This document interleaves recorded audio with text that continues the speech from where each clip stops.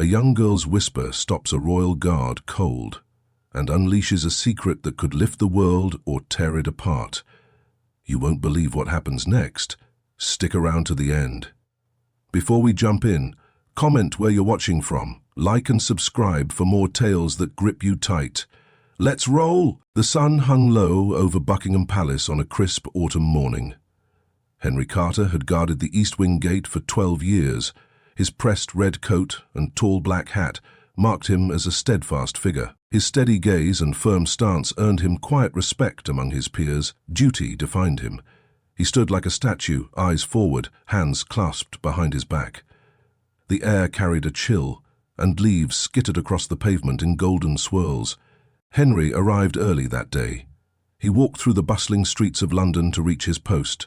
The city hummed with life. Delivery trucks rumbled past. Shopkeepers swept their doorsteps.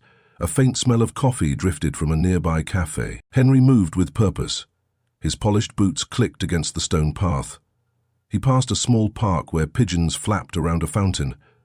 Children chased each other near the benches, their shouts sharp in the morning air. He kept his focus ahead, always alert. At the East Wing Gate, the palace walls rose high behind him. Their grey stone gleamed faintly in the early light. This entrance stayed calm compared to the grand front gates. Tourists rarely wandered here. It suited Henry's preference for order. He took his place under the arched doorway, his shoulders squared, his breath misted slightly in the cool air. The distant clatter of hooves signaled the changing guard elsewhere, but here, silence ruled. As the morning stretched on, Henry scanned the area. A woman hurried by with a pram. A man in a suit checked his watch. Everything seemed routine. Then, a small shape caught his eye. A girl darted across the street. She looked no older than 9. Her white nightgown fluttered as she ran. Bare feet slapped the pavement. Her auburn hair tangled around her face. She clutched something tight to her chest, a small wooden box. Henry watched her weave through the sparse crowd. She moved fast, glancing over her shoulder. Her path brought her closer to the gate. He stayed still, as protocol demanded. Guards did not react to passers-by, yet her odd appearance tugged at his thoughts. Why was she out alone? Why in a nightgown? The box in her hands gleamed with faint carvings, hinting at something precious. The girl slowed as she neared the gate. Her eyes locked onto Henry. They shone with a mix of panic and purpose. She stopped a few steps away. Her chest heaved from running. She stared up at him, unblinking. Henry kept his face blank, though questions churned inside him. The moment stretched. Then she stepped closer, her bare toes brushing the edge of his shadow. She stood motionless in front of Henry Carter. Her white nightgown swayed faintly in the breeze. The wooden box pressed against her chest gleamed under the pale sunlight. Her bare feet shifted on the cold pavement. Henry's eyes stayed fixed ahead, locked on the palace wall. His training demanded silence.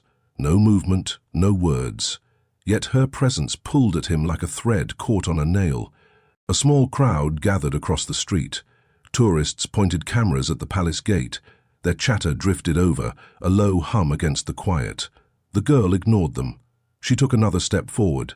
Her auburn hair fell across her face, but her gaze pierced through it. She tilted her head, studying Henry. He felt the weight of her stare. His fingers twitched behind his back. She leaned in close. Her breath brushed his cheek. In a voice thin as a reed, she whispered, "They're coming for the box. You have to stop them." Her words hit Henry like a jolt. His pulse quickened. He kept his face stone still, but his mind raced. Who was coming? What was in that box? Her voice carried an edge, sharp, urgent, not a child's plea, but a warning. The tourists' cameras clicked.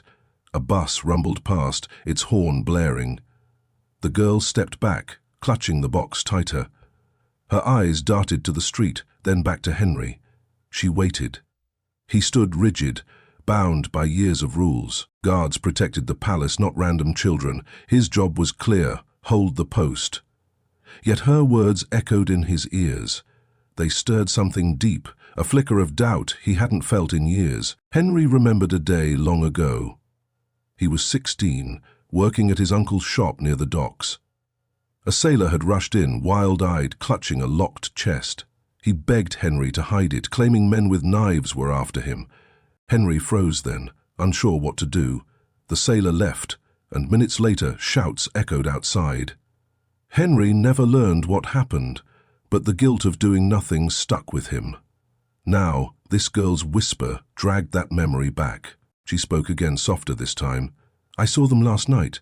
Men in grey coats. They broke into my house." Her voice trembled, but her grip on the box stayed firm. Henry's jaw tightened.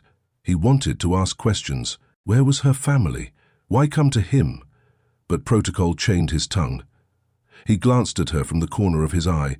Dirt smudged her nightgown. A scratch marked her arm.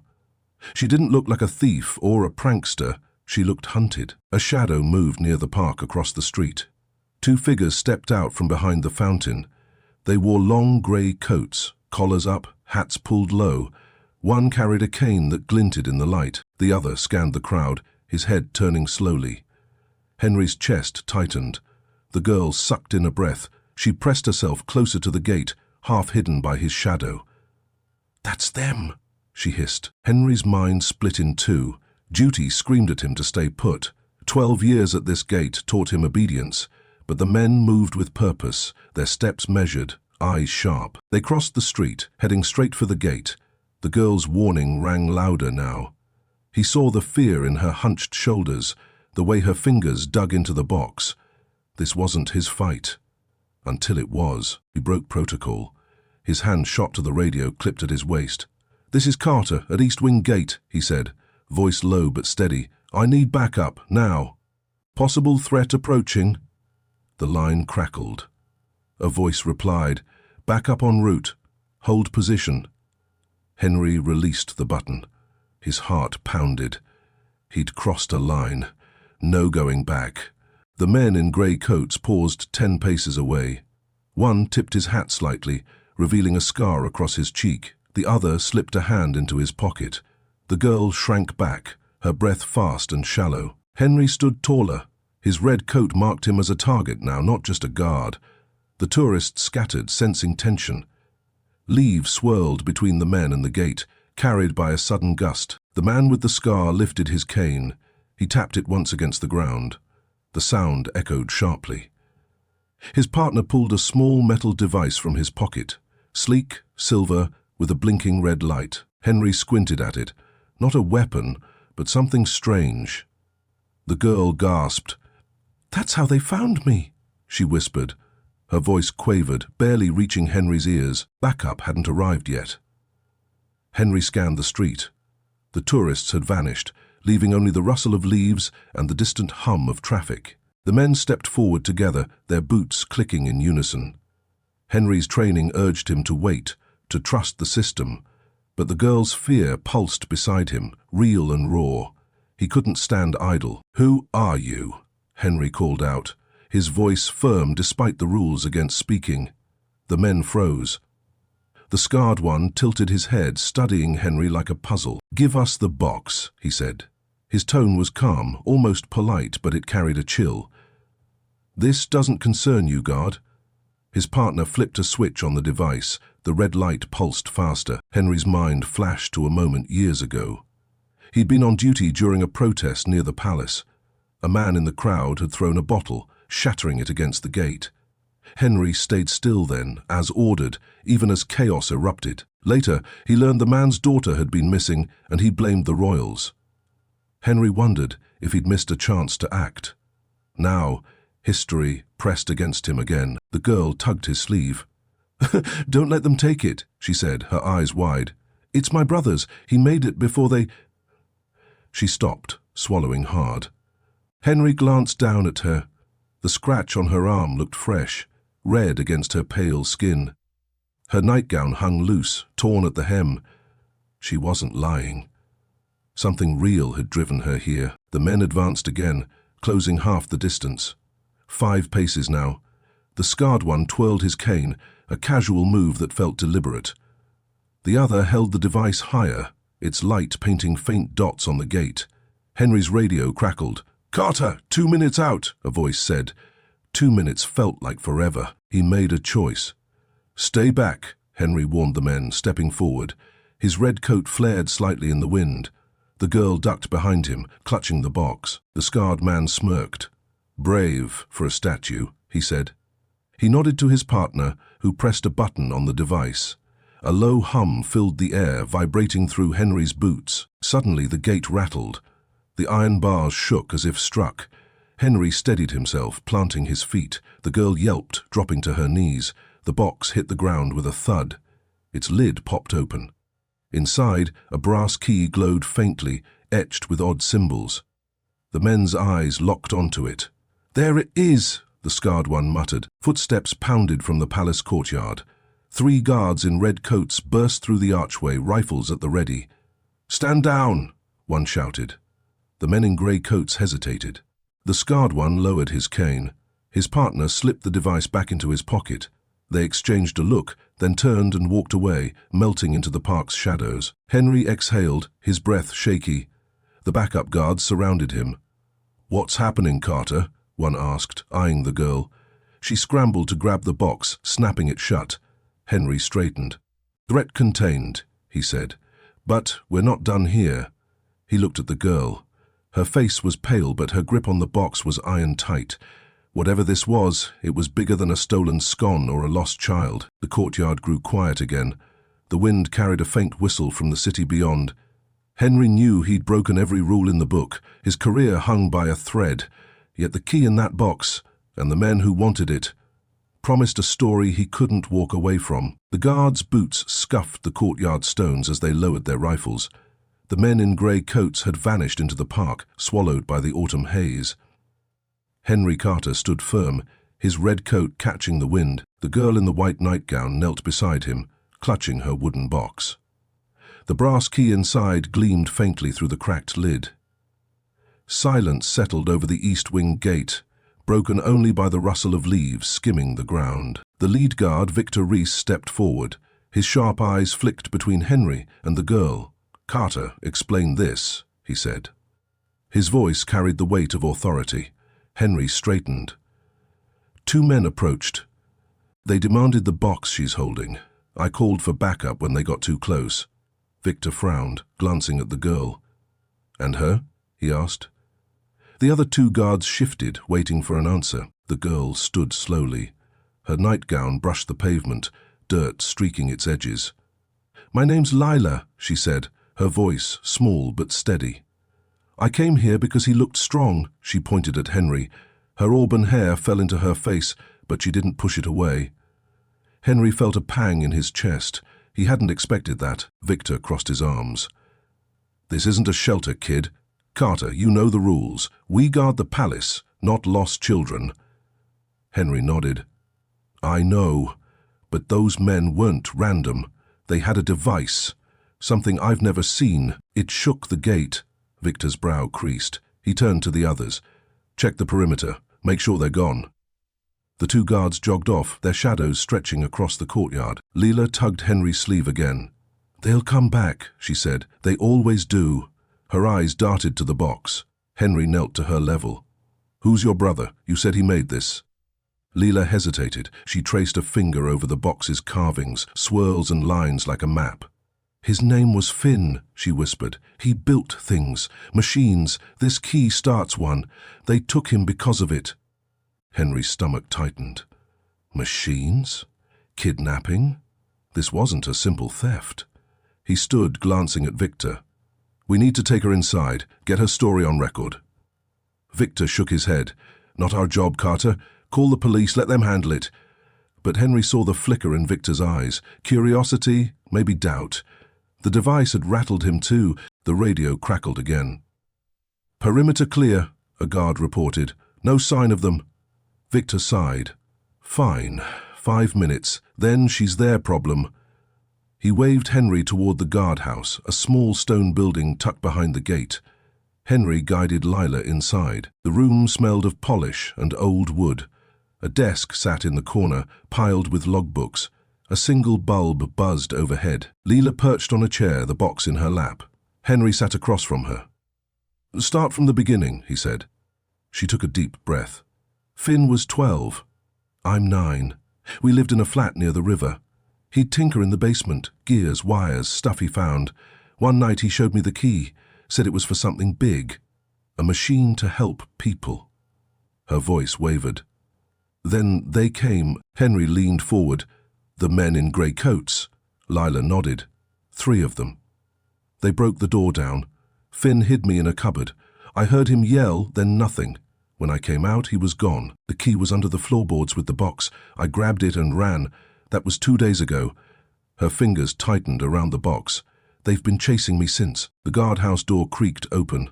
Victor stepped in, his face grim. Time's up, Carter. Police are on their way.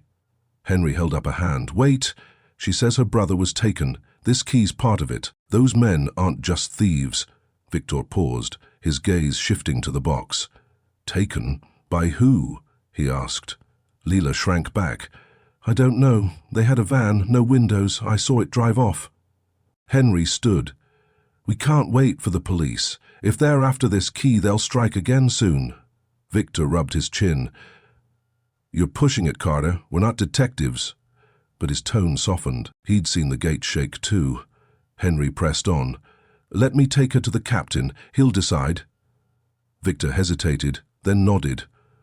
1 hour. Then you're on your own. Henry led Lila out, her bare feet silent on the stone. The courtyard stretched wide before them, the palace looming under a greying sky. He glanced at the park. Shadows shifted among the trees. A faint hum, like the device, drifted on the wind. His gut told him time was running out. Lila's story wasn't just a child's tale. It was a fuse, burning fast towards something dangerous. Henry Carter moved quickly across the courtyard, Lila at his side. Her white nightgown trailed behind her like a ghost. The wooden box stayed locked in her arms, the brass key hidden within. The palace walls towered above them, their windows dark and unblinking. The hum from the park lingered in Henry's ears, a faint pulse that set his nerves on edge. The sky had thickened with clouds, casting a dull sheen over the stones. Victor's 1-hour deadline ticked in Henry's mind. He guided Lila toward the captain's office, a low building attached to the palace's north side. The path wound past a row of hedges, their leaves yellowing in the autumn chill. A groundskeeper raked nearby, the scrape of metal on gravel cutting through the quiet. Lila's bare feet left faint prints in the dust. She glanced back at the park every few steps, her shoulders tense. They reached a heavy oak door. Henry knocked twice. It swung open, revealing Captain Eliza Dunn. She stood tall, her uniform crisp, grey hair pulled tight in a bun. Her eyes narrowed at Henry, then softened slightly at Lila. Carter, she said, her voice clipped. Reese radioed, said you got a situation. Henry nodded. Yes, ma'am, it's urgent. Eliza stepped aside. Inside, both of you. The office smelled of ink and leather. Maps lined the walls, pinned with red markers. A radio sat on a broad desk, its static hum low. Eliza closed the door and crossed her arms. Talk, she said. Henry recounted the morning. The men in grey coats, the device, the gate shaking, Lila's warning. Lila stayed silent, her gaze fixed on a map of London behind the desk. When Henry mentioned the key, Eliza's brow lifted. Show me, she said. Lila hesitated, then set the box on the desk. She clicked it open. The brass key glowed faintly, its etched symbols catching the light. Eliza leaned closer. Finn made it, Lila said, her voice steady now. He said it powers a machine, something to fix things. I don't know what. Eliza picked up the key, turning it in her fingers. Fix things? She asked. Lila nodded. He never told me more. Then they took him. Henry cut in. Those men are still out there, Captain. They'll try again. Eliza set the key down. You're sure it's not a toy? She asked. Lila shook her head. I saw the van. I heard Finn scream. Eliza tapped the desk, her face unreadable. This is beyond our scope, Carter. Police handle abductions. We secure the palace. Henry pressed forward. They came here, ma'am, to our gate. That makes it our business. A memory struck Henry. Years ago, he'd guarded a royal event. A diplomat's car had stalled outside the gates, and a strange box was found inside. Metal, ticking, locked tight. Orders came to stand by while experts took it away. Henry never learned what it was, but the captain's face then matched Eliza's now, cautious, weighing risks. He wondered if she knew more than she let on. Eliza studied Lila. "Where's your family?" she asked. Lila's hands twisted the hem of her nightgown. "Mum died last year. Dad left before I was born. It was just me and Finn." Eliza's expression shifted. Sympathy, maybe. She turned to Henry. "You've broken protocol twice today, speaking, leaving your post. Why?" Henry met her gaze, because standing still felt wrong. "She needs us." The radio crackled. "Catch in, it's Reese. We've got movement, 3 figures, grey coats near the east fence, carrying something heavy." Eliza's jaw tightened. She grabbed the radio. "Lock it down. No one in or out." She looked at Henry. "You're in this now, Carter. Take her to the armory. Secure that box." Henry nodded. Leela snatched the key, snapping the box shut. They hurried out, the captain's orders ringing in Henry's ears. The armory sat underground, a steel door beneath the north wing. The air grew colder as they descended a narrow stairwell. Torches flickered on the walls, casting jagged patterns. Lila's breath puffed in small clouds. "Finn said the key was special," she whispered. "He tested it once." Lights flashed in the basement. Henry pushed open the armory door. Racks of rifles lined the walls, their barrels gleaming. A table held radios and vests. He set the box down. "What kind of machine?" he asked. Lila shrugged. Henry wouldn't say, just smiled like it was a secret. Henry locked the door behind them. The hum from outside grew louder, seeping through the stone. His radio buzzed. "Carter, they're cutting the fence," Victor's voice said. "Hurry." Henry grabbed a vest, slipping it over his coat. He handed Lila a blanket from a shelf. "Stay low," he said. She wrapped it around her shoulders, eyes wide. The hum turned into a whine, sharp, mechanical. Something big was coming. Henry's hand rested on the box. Whatever Finn had built, it was worth more than a guard's career, and it was here, now, in his hands. The armory's steel door rattled faintly under Henry Carter's hand. The whine from outside pierced the thick walls, growing louder each second. Leela crouched near the table, her white nightgown pooling around her. The blanket draped over her shoulders trembled with her quick breaths. The wooden box sat between them, its brass key locked inside. Shadows danced across the rifle racks as the torchlight flickered. Henry's vest felt heavy over his red coat, a shield against whatever was coming. The radio on the table hissed. "Carter, they've breached the fence," Victor Reese's voice crackled. 3 men, grey coats, they've got tools. Cutting gear, heading your way." Henry grabbed the radio. "Copy that, we're locked in the armory." He glanced at Lila. Her auburn hair stuck to her forehead, damp with sweat. Her eyes stayed on the box, unblinking. Footsteps echoed above. Fast, deliberate. Dust sifted from the ceiling, dusting the floor. Henry moved to the door, pressing his ear against it. Metal clanged outside, sharp and rhythmic. They were cutting through something else now. He turned to Lila. "Tell me more about Finn's machine," he said. "We need to know what they want." Lila hugged the blanket tighter. "He built it in the basement, said it could move things, big things, without touching them." Henry frowned. "Move things?"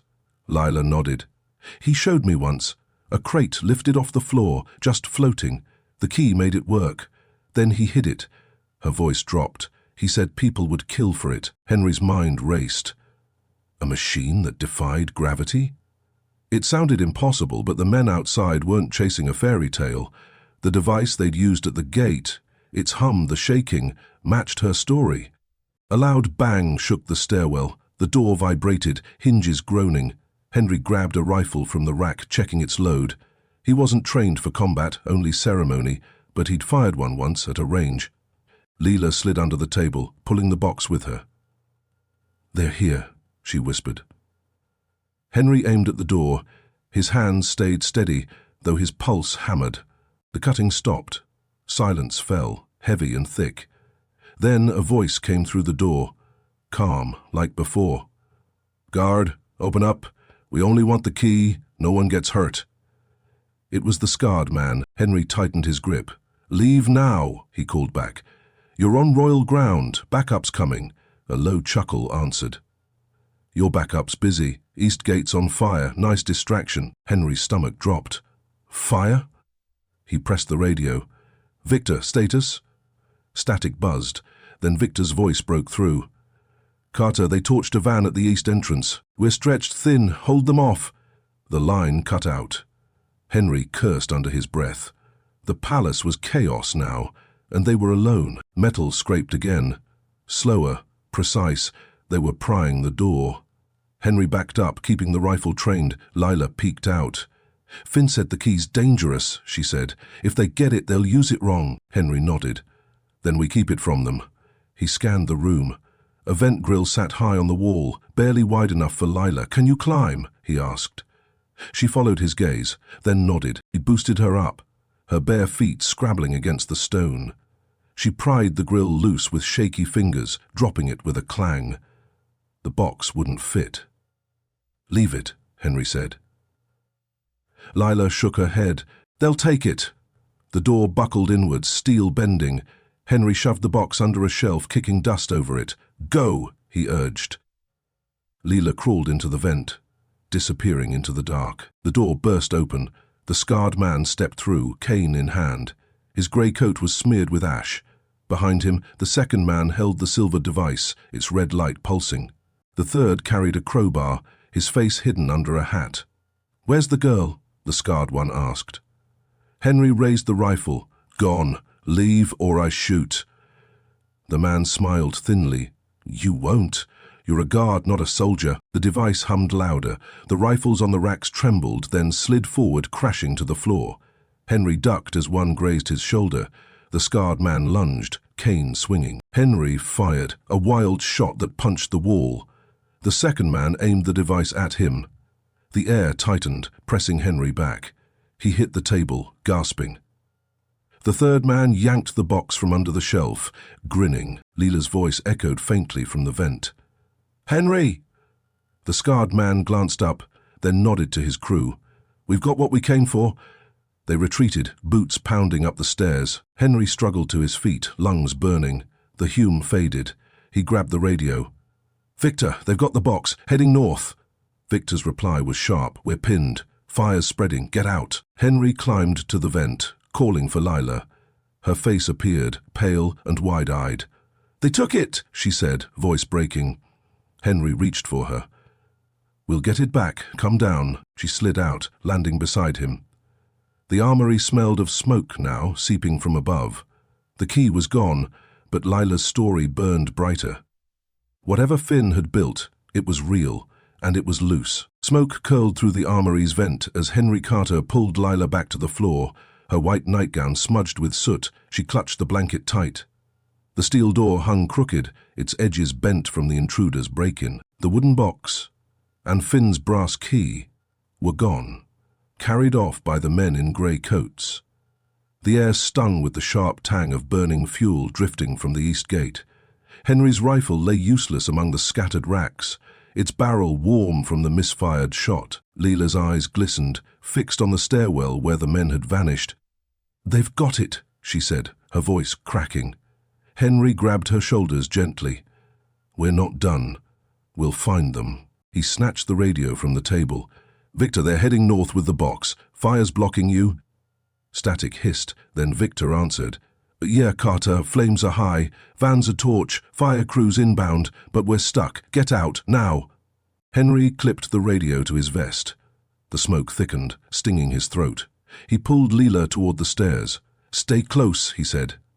They climbed, her bare feet slapping the stone. Heat pulsed from above as they reached the courtyard. Orange light flickered across the palace walls. Shouts rang out, guards and staff scrambling near the east gate. A blackened van blazed there, tires melting into the pavement. Water hissed from a hose, but the fire held strong. Lila coughed, pressing the blanket to her face. Henry scanned the north path. Tire tracks cut through the grass, leading past the hedges. They drove off, he said. He spotted a maintenance shed nearby, its door ajar. Inside, a golf cart sat parked, keys dangling from the ignition.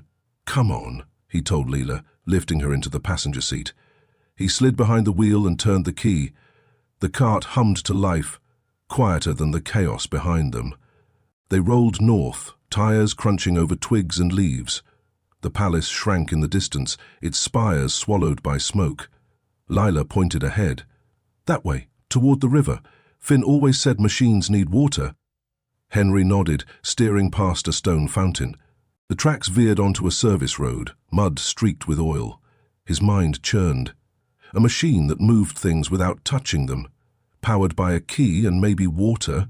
It sounded wild, but the men's desperation made it real. The cart bumped over a rise. Below, the Thames glittered under the cloudy sky. A narrow dock stretched into the water, lined with old warehouses. A grey van idled there, its back doors open. The scarred man stood beside it, barking orders. The second man loaded the box into a crate, while the third hauled a hose from the river. Henry slowed the cart, cutting the motor behind a stack of barrels. "Stay down," he whispered to Lila. She peeked over the edge. "They're setting it up," she said. Henry squinted. The crate sat on a platform, a metal frame with pipes and gears half assembled. The hose fed water into a tank, steam rising as it hummed. The scarred man slotted the key into a slot. The platform shuddered, then lifted an inch off the dock. Crates nearby wobbled, drawn toward it. "Finn's machine," Lila breathed. "It's working." Henry's radio buzzed. "Carter, where are you?" It was Captain Eliza Dunn. "North, by the river," he replied. "They've got the key in a machine. It's lifting things." A pause, then Eliza's voice hardened. "Stay put. I'm sending a team. Don't engage." Henry hesitated. The platform rose higher, 2 feet now. The scarred man laughed, loud and jagged. "We've got it!" he shouted. The van's engine roared, ready to move. Lila grabbed Henry's arm. "We can't wait. They'll take it away." Henry weighed his options. Eliza's team was minutes out, but the men could vanish by then. His vest felt tight, his career already fraying. He thought of the diplomat's box years ago, how he'd let it go, how it gnawed at him since. "Okay," he said. "We stop them." He started the cart again, rolling it closer behind the barrels. The third man turned, spotting them. "There!" he yelled, dropping the hose. Water sprayed across the dock. The scarred man spun, cane raised. Henry floored the pedal, aiming for the platform. The cart slammed into it, metal screeching. The key popped loose, clattering to the wood. The platform crashed down, gears grinding. Lila dove for the key, snatching it as the second man lunged. Henry swung the rifle butt, catching the man's jaw. He staggered back. The scarred man charged, cane slashing. Henry ducked, tackling him into the crate. Wood splintered. The third man ran for the van, but sirens wailed, close now. Red lights flashed through the trees. Eliza's team had arrived. The scarred man shoved Henry off, scrambling up. "Go!" he yelled. The van peeled out, leaving him behind. Guards swarmed the dock, rifles raised. "Hands up!" one shouted. The scarred man froze, then dropped his cane. Lila clutched the key, backing toward Henry. He stood, breathing hard. The machine lay in pieces, steam hissing from the tank. The river lapped quietly at the dock's edge. Eliza marched up, her face stern. "Carter, you're a mess," she said. Henry wiped blood from his lip. "Had to, Mum. They'd have taken it." She glanced at the key in Lila's hand, then the wrecked platform. "Looks like you were right," she said. "But this isn't over." The scarred man glared from the ground, cuffed now. Henry knew she was right. The key's power was loose, and someone else would come for it. The dock lay in disarray under the grey sky. The grey van's tire marks streaked the mud, its roar fading down the river road. Henry Carter stood panting, his vest torn from the scuffle. Blood trickled from his lip, mixing with sweat. Lila gripped the brass key, its glow faint in her small hands. Her white nightgown hung ragged, soaked at the hem from the hose's spray. The wrecked platform smoked beside them, gears scattered across the wood like broken toys. Captain Eliza Dunn surveyed the scene, her boots crunching on splintered crates. Guards flanked the scarred man, his wrists cuffed, his cane lying useless nearby. His grey coat flapped in the wind, ash clinging to its folds. Sirens wailed softer now, the fire crew gaining ground at the east gate. The river flowed steady, its surface rippling with the day's chaos. Eliza's sharp eyes locked on Henry. "You've gone too far, Carter," she said. "This wasn't your call." Henry wiped his face with his sleeve. "They'd have disappeared with it, Mom. That machine—" "Finn's machine. It's real and dangerous." He nodded at the key in Lila's hand. Eliza stepped closer, her gaze shifting to the girl. "You're Lila, right?" she asked. Lila nodded, clutching the key tighter. "It's my brother's. They can't have it."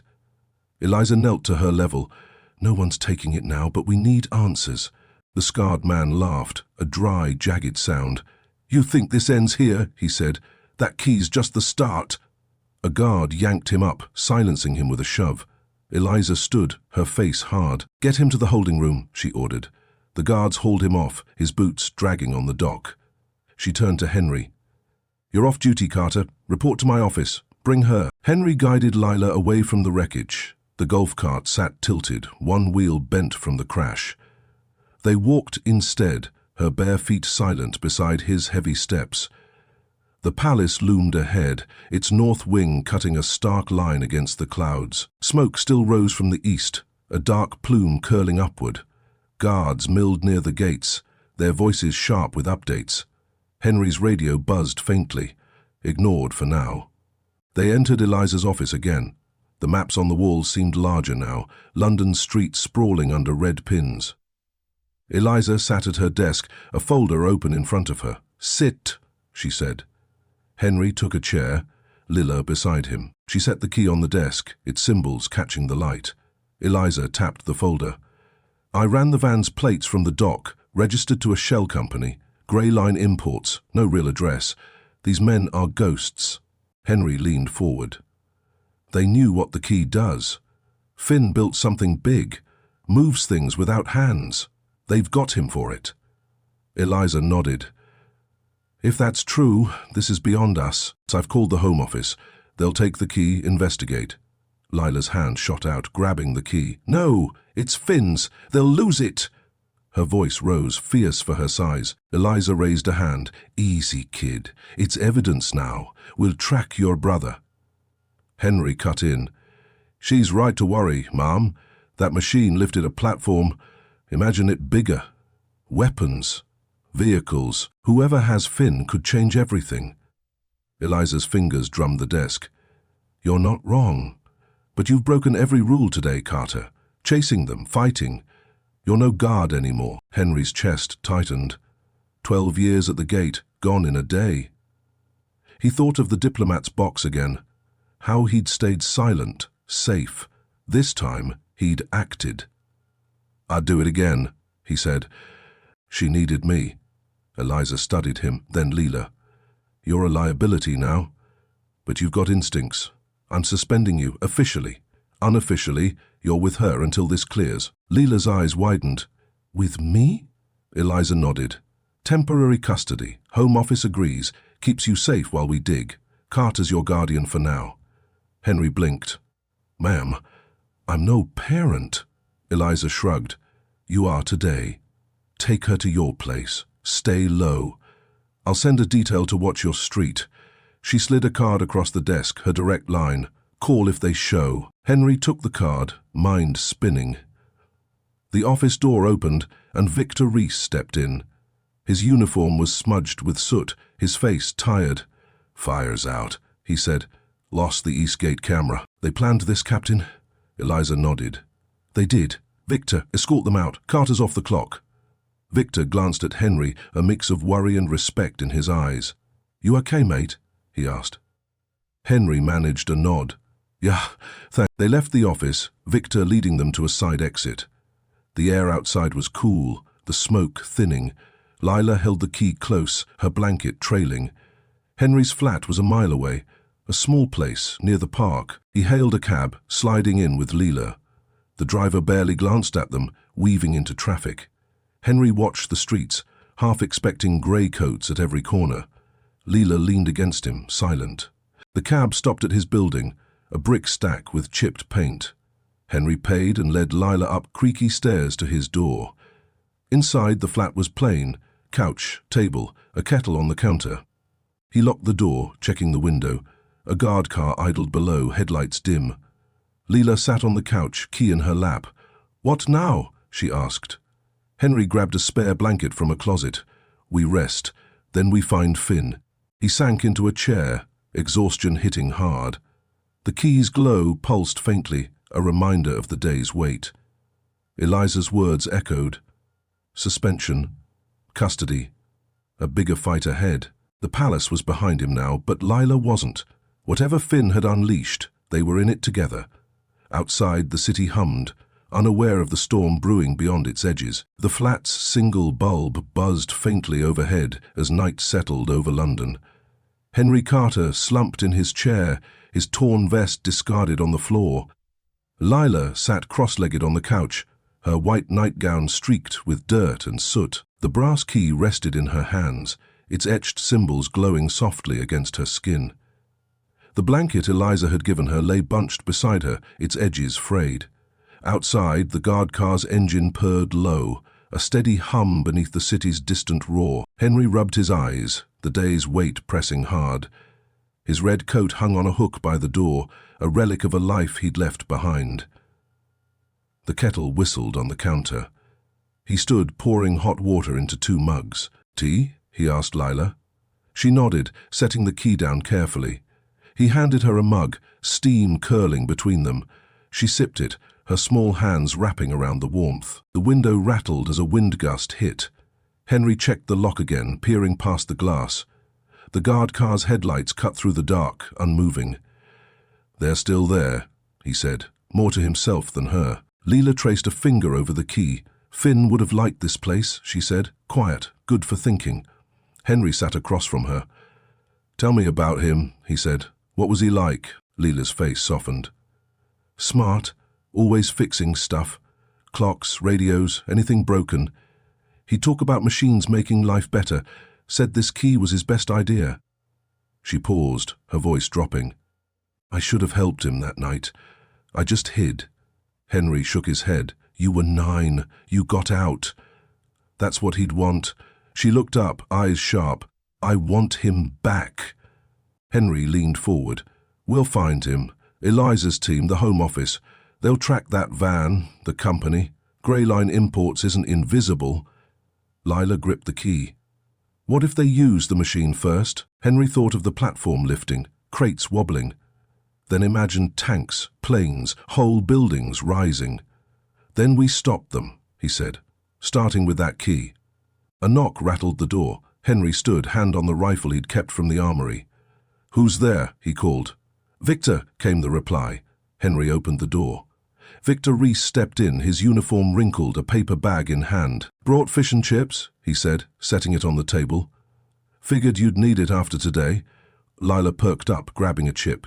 Henry managed a smile. "Thanks, mate." Victor sat, glancing at the key. "Captain filled me in. Suspension's rough, but she respects what you did. Said you got a nose for trouble."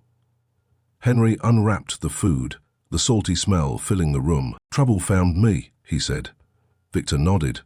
"That scarred bloke's talking, bits and pieces. Mentioned a warehouse near Dover. Could be where they took Finn." Leela's head snapped up. "Dover?" Henry handed her a piece of fish. "It's a start. We'll tell Eliza tomorrow." Victor chewed a chip, thoughtful. "Home Office wants the key locked up, thinks it's too hot, but Eliza's stalling, says it's safer with you for now." Henry looked at Lila. "Good. It stays with us." She nodded, fierce again. The radio on Henry's belt buzzed. He grabbed it. "Carter, it's done," Eliza's voice said. "Scarred Man's crew hit a checkpoint south of here, stole a truck. They're moving fast." Henry's grip tightened. "Toward Dover?" he asked. "Maybe," Eliza said. "Stay sharp, details outside, but don't trust it fully. I'll update you." The line went quiet. Victor stood. "I'll head back. Keep that door locked, mate." He clapped Henry's shoulder and left, the stairs creaking under his boots. Henry bolted the door, turning to Lila. "They're not done," he said. She finished her chip, eyes hard. "Neither are we." Henry grabbed a notepad from a drawer, sketching a rough map. "Dover's by the coast. Warehouses, ports, lots of places to hide a machine." Leela slid the key into her pocket. "Finn's there. I know it." Henry marked a line from London to Dover. Then we go. Not tonight, tomorrow. With Eliza's help. We'll need gear, a plan. He thought of his old post at the gate, the rigid days of standing still. That Henry was gone. This one had a fight ahead. A girl to protect. A brother to find. The guard car's lights shifted below, sweeping the street. Henry turned off the bulb, leaving the flat dim. "Sleep," he told Lila, pointing to the couch. "I'll watch." She lay down, pulling the blanket over her. The key's glow peeked from her pocket, a small beacon. Henry sat by the window, rifle across his lap. The city stretched out, lights blinking like eyes. He remembered his first day as a guard. Proud, stiff, certain. Now certainty was ash. Lila's breathing slowed, steady and soft. The key tied them to Finn, to a machine that could lift the world or crush it. Dover loomed in his mind, a shadow on the map. The scarred man's words rang. Just the start. Henry's jaw set. Whatever came next, he'd face it with her. The night deepened, and the guard car rolled on, a silent promise in the dark.